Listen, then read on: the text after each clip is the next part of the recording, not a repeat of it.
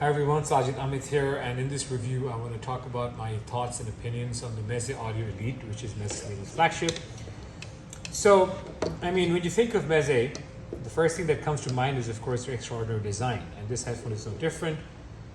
I honestly think that this, along with the Odyssey Carbon, are the two best looking headphones on the planet. And God, the comfort level of the Elite is just masterclass. So yeah, I mean, this is something that I think a lot of audiophiles who've been in this hobby will know about, how amazing the Meze headphones are in terms of design, aesthetics, and comfort. But how about sound? So the Meze Empyrean was very well received by a lot of people, but then there were others who criticized. There were others who basically said that the bass is a bit bloaty, that there's this strange upper treble shimmer. But it was a pretty popular headphone. So the Elite actually tries to do what the Empyrean couldn't completely do, in the sense that it's tried to fix some of the Empyrean's flaws, especially in the bass. So the bass is better controlled now, it's tighter, it's faster, it's more textured. The Elite is also more detailed than the Empyrean, has a better sound stage, slightly better, and has also fixed some of the sort of upper treble quirks that the Empyrean had. Has it succeeded? Yes. So this is a successful headphone in my opinion from Meze. However, what I want to sort of leave this review with is that it's still not at the same level technically as an LCD5, which comes in at a similar price point. It's still not at the same level technically and tonally, I dare say, as a flagship from yesteryears, which is the 4K Utopia. Still very relevant and my reference at this price point. And increasingly, I'm loving this more and more for a whole variety of reasons I will explain in a later video.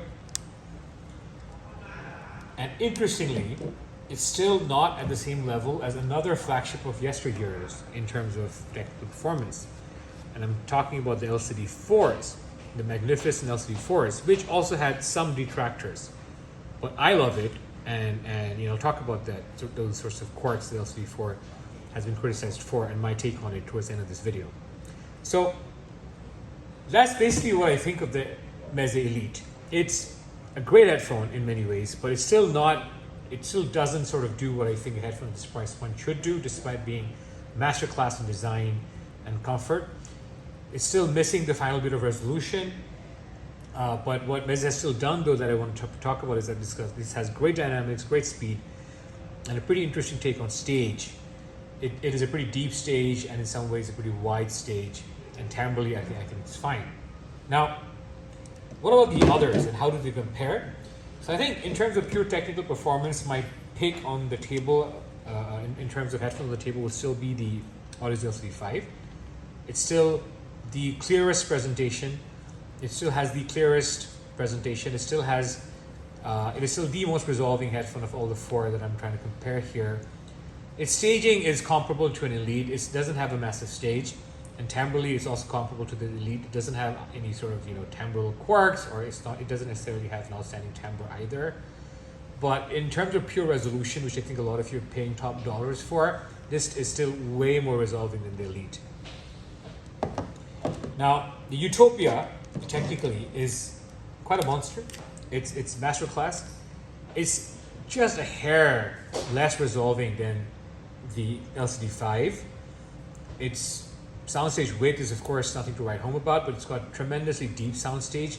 And in terms of macro dynamic, this is just phenomenal. I think in terms of macro dynamics, this might be better than the LCD5 and the Elite. It's certainly better than the Elite. And timbrally, some people have pointed out that it has metallic timbre. I don't hear it as much anymore now that it's completely burnt in. But yeah, so I still think this is technically wonderful given its price point, and better than the Elite. And finally, I want to talk about the LCD4s, which I think are very relevant even today, given all of the we've had a plethora of Amplify headphones being released in 2021.